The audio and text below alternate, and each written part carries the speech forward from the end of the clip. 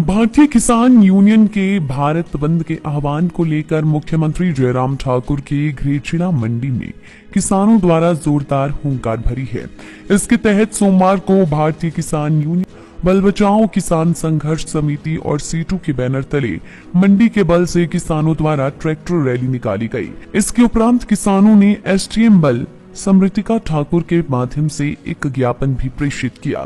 किसानों ने अपने प्रदर्शन को अभी मात्र एक ट्रेलर बताया है और मांगे न मानने की सूरत में भविष्य में बड़े स्तर पर प्रदेश में आंदोलन शुरू करने की भी चेतावनी दी है।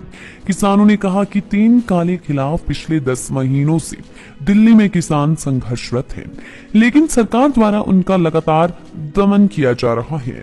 वहीं प्रदेश सरकार द्वारा बल की उपजाऊ भूमि को खत्म कर उस पर एयरपोर्ट बनाया जा रहा है, जिसे किसान बिल्कुल बर्दाश्त नहीं करेंगे। उन्होंने कहा कि मंडी का किसान दिल्ली में संघर्ष कर रहे किसानों के भारत बंद को पूर्ण रूप से समर्थन दे रहा है, जिसको लेकर क्षेत्र में रैली का आयोजन किया गया है। मंडी का जो किसान है, हमारे बल का किसान है, नाचन का किसान है, चाहे सुंदरनगर का किसान है, आज जो है किसान बैनर के तले जो है रोडों पे निकला हुआ है। आप सभी भली भांति जानते हैं जो केंद्र में बैठी हुई एक तानाशाही सरकार है, जो चुपके से संसद में बैठकर कुछ चुनिंदा लोगों को बैठा करके जो है बिल पास कर देती है, रातों रात जो है बिल पास कर देती है। जो एक काला कानून किसानों के ऊपर थोपा जा रहा है, ये बड़ा दुर्भाग्यवश बात है साथियों, क्योंकि आज आप देख रहे हैं किसान सड़कों में है, दिल टिकरी बॉर्डर में बैठा हुआ है, उनकी नहीं सुन रहा है। जैसा कि मैं हिमाचल की बात करूं, जैसा कि आज हिमाचल की जो जमीन है किसानों की, वो भी अंबानी और अंबानी को बेचने का प्रयास किया जा रहा है। किसान आंदोलन के 10 महीने पूरे हो गए हैं और मोदी सरकार किसानों को पूरी तरह से इग्नोर कर रही है। जो 11 राउंड बात के हुए उसमें कोई हल नहीं निकला। किसान स्पष्ट कह रहा है कि ये जो कानून उन्होंने 3 बनाए हैं वो कारपोरेट के लिए बनाए हैं, वो पूरी खेती पे कब्जा करना चाहते हैं और किसान को तबाह करना चाहते हैं, किसान को खेती से तबाह करना चाहते हैं। इस इलाके के अंदर भी किसान के ऊपर एक हमला बोला गया है। यहाँ पर 3,500 बीघा जमीन के ऊपर हमारे मुख्यमंत्री हवाई अड्डा बनाने की बात कर रहे हैं, जिसमें 2,500 से ज्यादा परिवार उजड़ जाएंगे। हम ये स्पष्ट रूप से 3 साल से कहते आ रहे हैं कि ये तुम गलत काम कर रहे हो, किसानों की खेती को बर्बाद मत करो। अगर किसान बचेगा, नौजवान के लिए रोजगार पैदा करता है, तो ये देश बचेगा। परंतु ये सरकार या केंद्र की सरकार बिल्कुल भी ध्यान उस बात पर नहीं दे रही है। ट्रेलर है ये, आज केवल एक ट्रेलर है इस धरती के ऊपर सरकार को और केंद्र की सरकार को आगाह कर देना चाहते हैं कि अगर वो इस ट्रेलर से नहीं चेतेंगे तो आंदोलन और तीव्र होगा और अपने हकों की रक्षा के लिए वो किसी भी हद तक अपने संघर्ष को लेकर जा सकते हैं। धन्यवाद। वो अपना भारतीय किसान यूनियन टिकैत का जो संगठन है वो भारतीय लेवल का सबसे बड़ा संगठन है और हमारे जो राष्ट्रीय नेता हैं चौधरी राकेश कुमार टिकैत जी हैं, उनके बैनर तले जो है हम जो किसानों के जो है मुद्दों के लिए लड़ रहे हैं। इसमें क्या है कि जो भी हमारे यहाँ के स्थानीय मुद्दे हैं, जैसे कि टमाटरों का रेट नहीं मिल पाता हर बार, मक्कियों का रेट नहीं मिल पाता है हर बार, और जो आवारा पशु हैं जो मतलब हमारी जो है 70 से 80% फसलें जो खराब कर देते हैं, जो उसके बैनर तले, और जो 8-9 महीने जो हमारे हो गए हैं, जो किसान भाई हमारे जो हैं वो दिल्ली बॉर्डरों पे बैठ रहे हैं, उनके सिर पे लाठियां मार के बताया जा रहा है कि ये कानून जो है, जो ये तीनों विरोधी कानून जो हैं, ये जो है आपके फायदे के हैं। आप लोग खुद बताओ कि ऐसे कौन से कानून के फायदे हैं जो सरकार जो है हमारे किसान भाइयों को समझा नहीं पा रही है, और जो उनकी लाठियां मार के उनकी टांगे तोड़ के उनको समझाया जा रहा है। जो एक किसान जो कानून जो है, ये तीनों जो कानून है जो किसानों के फायदे के लिए है। धन्यवाद।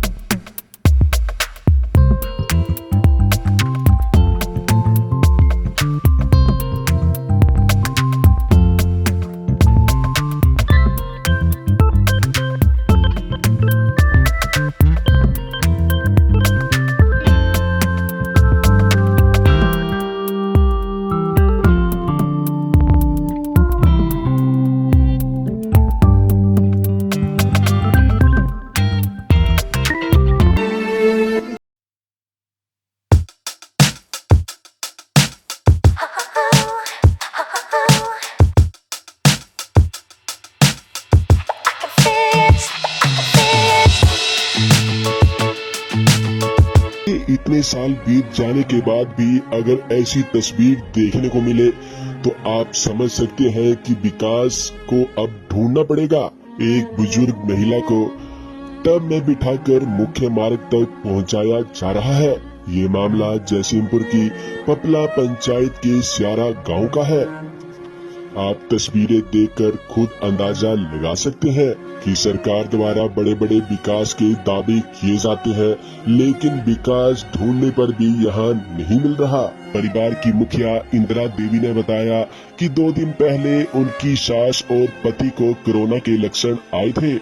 ऐसे में दोनों के टेस्ट के लिए हॉस्पिटल ले जाना था, लेकिन वहाँ तक सड़क न होने के चलते उन्हें बुजुर्ग महिला को टब में उठाकर मेन सड़क तक पहुंचाना पड़ा। इंदिरा देवी ने बहते आंसुओं के साथ सरकार और प्रशासन से इनके घर तक एम्बुलेंस लायक रोड बनाने की मांग की है। जी, मैं कांगड़ा जयसिंहपुर तहसील से बोल रही हूँ। मैं पपड़ा पंचायत वार्ड नंबर 3 से बोल रही हूँ। इंदिरा देवी बोल रही हूँ। आदरणीय एमएलए रविंद्र धीमान जी, एसडीएम साहब जी जयसिंहपुर, बीडीओ साहिब जी लंबा गांव, ग्राम पंचायत प्रधान जी पपड़ा। मेरा घर मेन सड़क से 150 किलोमीटर दूर है। 150 मीटर दूर है। 10-11 सालों से एम्बुलेंस रोड मांग रही हूँ, पर यह रास्ता गांव वालों ने नहीं बनाना दिया, जबकि ये रास्ता सरकारी कागजों में है। कहीं 3 मीटर, कहीं 5 मीटर। लोगों ने डंगे वगैरह दे दिए और रास्ता खोलने नहीं देते। हमने पटवारी और तहसील से पंचायत को पर्चा भी दे दिया। अब मेरी सास 90 साल की है और वह ज़्यादा, और मेरा पति भी बीमार है। 5 दिनों से गंभीर हालत में है मेरी सास। गांव वालों ने कोरोना की वजह से नहीं आ रहे हैं। मैं अकेली कैसे उठाऊं? पिछले कल ले जाने थे तो बारिश रही, जबकि मैंने अपनी देवरानी को बुलाया, वो भी बीमार रहती है, वो भी कैंसर की मरीज है। मैं डिस्क की मरीज हूँ, मेरा ऑपरेशन हुआ है। अब मैं देवरानी और मैं दोनों टॉप में ले जा रही हैं। मेरा एक बेटा है, वो बाहर सर्विस करता है। ज़्यादा खर्चा किया है मकान में। अब मकान भी कैसे छोड़ूं? अब रास्ता देखते चलो, ये रास्ता जल्दी से जल्दी बनाएं।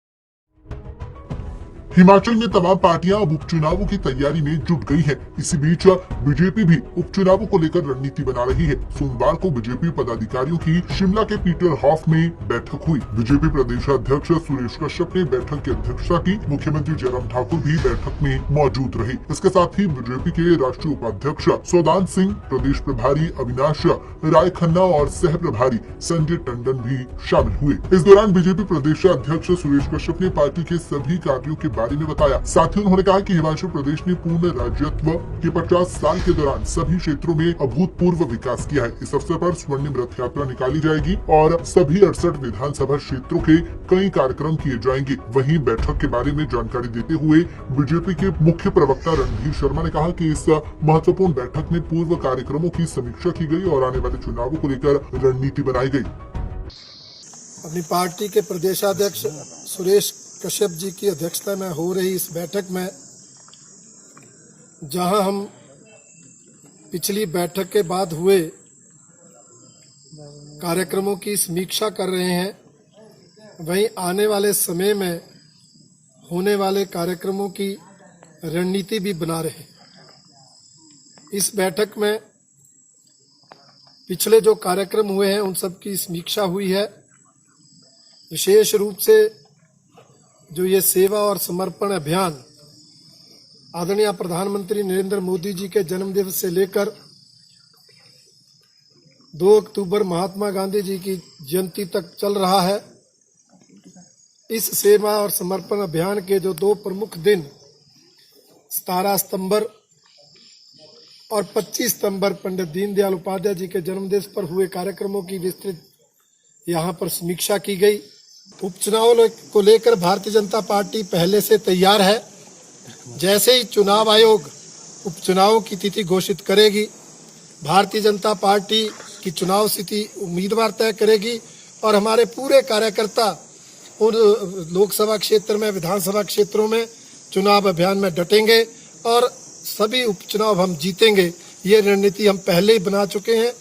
वहीं किसानों पर बोलते हुए रणधीर शर्मा ने कहा कि किसान संगठन राजनीतिक दलों के हाथ में खेल रहे हैं और मुद्दों का समाधान नहीं चाहते। किसान संगठन अड़ियल रवैया अपनाए हुए हैं। देखिए, अनेक बैठकें हमारे केंद्रीय कृषि मंत्री ने किसान संगठनों के प्रतिनिधियों से की है और आपने भी देखा उन बैठकों में किस तरह से किसान संगठनों के प्रतिनिधियों का जो रवैया है वो थोड़ा अड़ियल रहा। एक बैठक में कोई बात करनी और दूसरी बैठक में उससे उल्ट अपना स्टैंड ले लेना या कोई और मुद्दा खड़ा कर देना, जिससे लगता है कि शायद किसान संगठन कुछ राजनीतिक दलों के हाथ में खेल रहे हैं और वो जो उनके मुद्दे हैं उनका समाधान भी नहीं चाहते और किसानों का हित भी नहीं चाहते। ये आंदोलन एक राजनीतिक इशारे पर सिर्फ केंद्र की सरकार को बदनाम करने की दृष्टि से चला है, जबकि ये जो कृषि बिल है ये किसानों के हित में है, देश के हित में।